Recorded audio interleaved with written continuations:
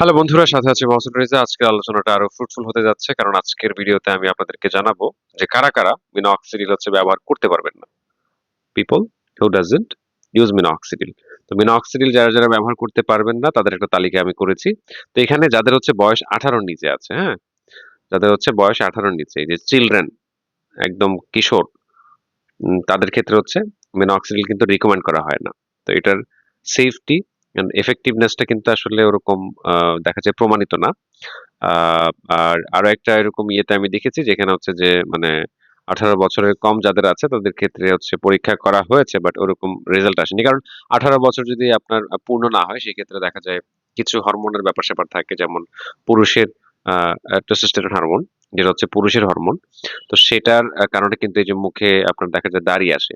তো সেটা যদি কোনো কারণে মানে ওই সময় না আসে, অনেকের ক্ষেত্রে দেখা যায় যে 17-18 বছরের মধ্যে দাড়ি চলে আসে অনেকের। আবার অনেকের দেখা যায় সেটা 20, 21, 22-এও গিয়ে হয়। তো এটা নিয়ে এত ব্যস্ত হওয়ার প্রয়োজন নাই। কারণ এটা কারো আগে কারো পরে এরকম হয়। তো সেক্ষেত্রে আপনার মিনক্সিডিল কিন্তু ব্যবহার না করলেও চলে। তো ফেসিয়াল হেয়ার, এটা বা অনেকের দেরিও হয়। তো যদি আপনি এর আগে মিনক্সিডিল ব্যবহার করেন কোনো চিকিৎসকের পরামর্শ ছাড়া, সেক্ষেত্রে কিন্তু আপনার হরমোনাল ইমব্যালেন্স দেন আদার্স মানে প্রবলেমও কিন্তু হইতে পারে। তো দ্যাটস ওয়াই 18 বছরের কম যাদের বয়স তাদেরকে কিন্তু মিনক্সিডিল রিকমেন্ড করা হয় না। ঠিক আছে?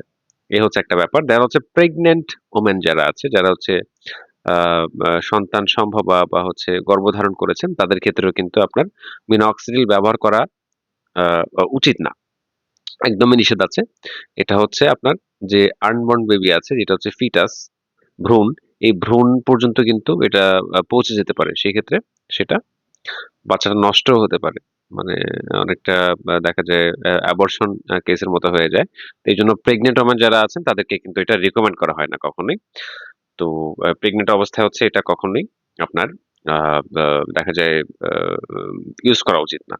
আরো একটা মানে ব্যাপার ব্রেস্ট ফিডিং ওমেন যারা আছেন, যারা যে আপনার মানে আ দেখা যায় বাচ্চাকে স্তনদান করছেন, সেই ক্ষেত্রে কিন্তু মিনক্সিডিল ব্যবহার করা উচিত না। মিনক্সিডিল কিন্তু এটা আপনার ব্রেস্ট মিল্কের মাধ্যমে কিন্তু পাস হতে পারে বাচ্চার বডিতে। সেক্ষেত্রে মানে আপনার বাচ্চার জন্য এটা খুবই ক্ষতিকর হইতে পারে। খুবই ক্ষতিকর হইতে পারে। দ্যাটস ওয়াই এই যে এই ব্রেস্ট ফিডিং টাইমেও কিন্তু মিনক্সিডিলটা ব্যবহার করা উচিত না। আর যদি একান্ত করতেই হয়, সেই ক্ষেত্রে আপনি আপনার চিকিৎসকের পরামর্শ নিবেন অবশ্যই। নিজে, নিজে কোনো ডিসিশন নেবেন না।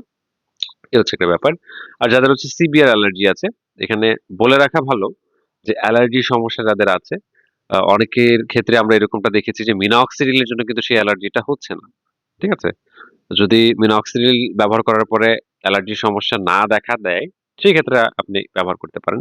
কোনো সমস্যা নেই। কিন্তু মিনক্সিডিল ব্যবহার করার পরে যদি দেখেন যে আপনার এই যে অ্যালার্জিটা খুব বেশি পরিমাণে র‍্যাপিডলি এটা দেখা যায় আ এলাভেট করছে, সেই ক্ষেত্রে কিন্তু আপনি এটা বাদ দিতে হবে। ঠিক আছে? এটা ব্যবহার করতে পারবেন না। সেই ক্ষেত্রে আপনার সলিউশন কি হইতে পারে? আপনার সলিউশন হইতে পারে ফোম পাওয়া যায়। আমাদের কাছে ফোমও আছে। ফোম। ফোমটা ট্রাই করে দেখতে পারেন। কারণ ফোমে মেক্সিমাম মানে দেখা যায় যাদের লিকুইড মিনক্সিডিলে অ্যালার্জি হয়, তাদের সমস্যাটা কিন্তু মিনিমাইজ হয়ে যায়। তো যাই হোক, মানে এখানে আমি ৪ নাম্বারে যেটা বললাম যে অ্যালার্জি সমস্যাটা আপনার অন্যান্য দেখা যায় ডাস্ট অ্যালার্জি হইতে পারে, বা সার্টেন কোনো ফুড অ্যালার্জি হইতে পারে, বা সার্টেন কোনো মেডিকেশন এ আপনার অ্যালার্জি হইতে পারে। কিন্তু মানে মিনক্সিডিল ব্যবহার করার ক্ষেত্রে অনেকেই দেখছি যে অ্যালার্জি হয় না। লিকুইড মিনক্সিডিল, আবার দেখা যায় অনেকের খুব সিভিয়ার টাইপের হয়, সেক্ষেত্রে পারবেন না। সেক্ষেত্রে আপনার জন্য সলিউশন হইতে পারে foam. Then 5th number, 5th people with heart problem, যেটা আমি বারবারই বলি।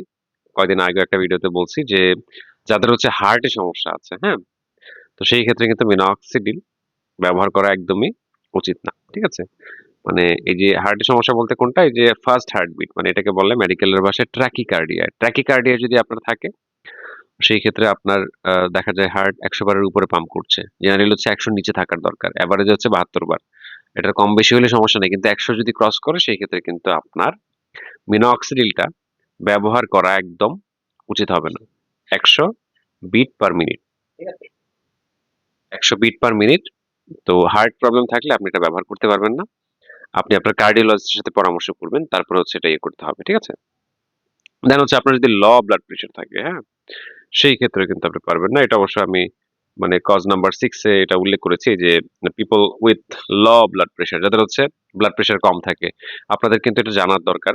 যে এটা যখন হচ্ছে ১ম মার্কেটে আসে মিনক্সিডিলটা, তখন কিন্তু আপনার এটা একটা অ্যান্টি হাইপারটেনসিভ মেডিসিন আকারেই কিন্তু বাজারে আসে, ট্যাবলেট আকারে। তো সেটা যখন হচ্ছে মানুষ নেয়া শুরু করে, মানে উচ্চ রক্তচাপ বিরোধী ওষুধই ছিল এটা। এটা তখন মুখে খাওয়া হইতো। তো খাওয়ার পরে দেখা যায় অনেকের এরকম আ বিভিন্ন জায়গাতে শরীরে চুল আসা শুরু হইছে। তখন কিন্তু এটা নিয়ে ব্যাপক গবেষণা শুরু হইছে যে এটা আসলে আ টপিক্যাল সলিউশন আকারে নিয়ে আসছে আরকি। ট্যাবলেট আকারে এখন নাই খুব একটা।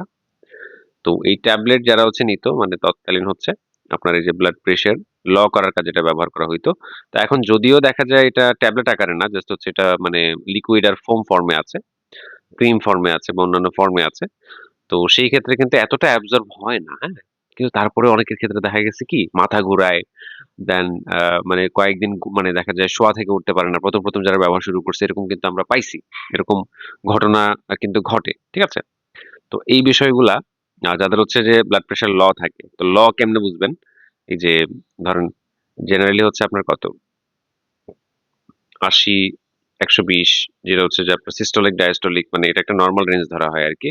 তো যে ক্ষেত্রে হচ্ছে আপনার এই যে ৯০, ৬০ মানে এর নিচে যদি লেভেলটা চলে আসে সেই ক্ষেত্রে আপনি বুঝবেন যে আপনার প্রেশার এখানে যেটা দেয়া আছে আরকি যে আপনার ৯০, ৬০ সিস্টোলিক, তারপর হচ্ছে ডায়াস্টোলিক হচ্ছে ৬০ আ এমএমএইচজি। তো সেটা কমে আসলে অবশ্যই আপনার ব্লাড প্রেশার তো সেই ক্ষেত্রে আপনি খুব সাবধানে ব্যবহার করতে হবে।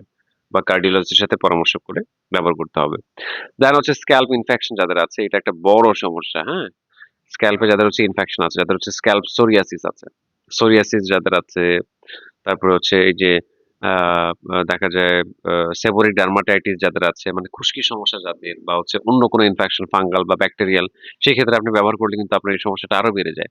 ইনফ্লামেশন বা প্রদাহটা অনেক বেশি বেড়ে যায়। সেই ক্ষেত্রে কিন্তু আপনি মিনক্সিডিল অনেক ক্ষেত্রেই ব্যবহার করতে পারবেন না। যাদের হচ্ছে যে খুব বেশি স্ক্যাল্পে ইনফেকশন থাকে বা হচ্ছে এই যে স্ক্যাল্প সোরিয়াসিস এর কারণে কিন্তু আপনার যে ব্রোকেন থাকে আপনার স্ক্যাল্পটা।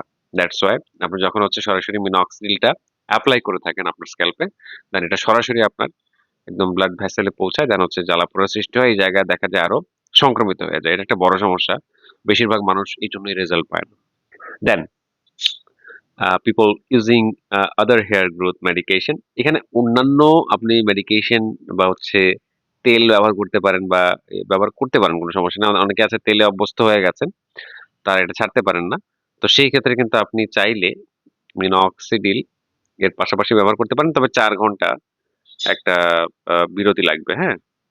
৪ ঘন্টা বিরতি লাগবে। মিনক্সিডিলটা আপনি দেয়ার পরেই আ বা ৪ ঘন্টার মধ্যে অন্য যে হেয়ার কেয়ার প্রোডাক্ট আপনি যেটা ব্যবহার করেন এটা তেল হইতে পারে বা অন্য কোনো সিরাম হইতে পারে। আ বা সেটা ৪ ঘন্টা পরেই ব্যবহার করতে হবে। এর আগে ব্যবহার করলে আসলে মিনক্সিডিলের কার্যকারিতাটা লোপ পাবে। তবে চেষ্টা করা উচিত মিনক্সিডিল আপনি যখন ব্যবহার করছেন তখন আর কিছু ব্যবহার না করা। ঠিক আছে? তো আশা করি আজকের ভিডিওটা আপনাদের জন্য ফ্রুটফুল হবে, খুবই কাজে লাগবে। কারণ এই সকল লোকেরা হচ্ছে মিনক্সিডিল ব্যবহার করতেই পারবে না, হ্যাঁ? মানে আম এখানে ১৮ হচ্ছে প্রেগন্যান্ট ওমেন, দেন হচ্ছে আপনার ব্রেস্ট ফিডিং ওমেন, আর সিভিয়ার অ্যালার্জি প্রবলেম যাদের আছে তারা, দেন হার্ট প্রবলেম এর ক্ষেত্রে আপনি আপনার চিকিৎসকের সাথে পরামর্শ করে নেবেন। আসলে খুবই সিরিয়াস ইস্যু গুলো হচ্ছে আমি তুলে আনছি। আশা করি ভিডিওটা আপনাদের জন্য আ ফ্রুটফুল হবে। এরকম নিত্য নতুন আরো ইনফরমেটিভ ভিডিও পাওয়ার জন্য আমার চ্যানেলটা সাবস্ক্রাইব করুন। বা যারা হচ্ছে TikTok এ আছেন আমাকে ফলো দিয়ে রাখুন। তো আজকের ভিডিওটা এখানে শেষ করছি। সকলে ভালো থাকবেন। আল্লাহ হাফেজ।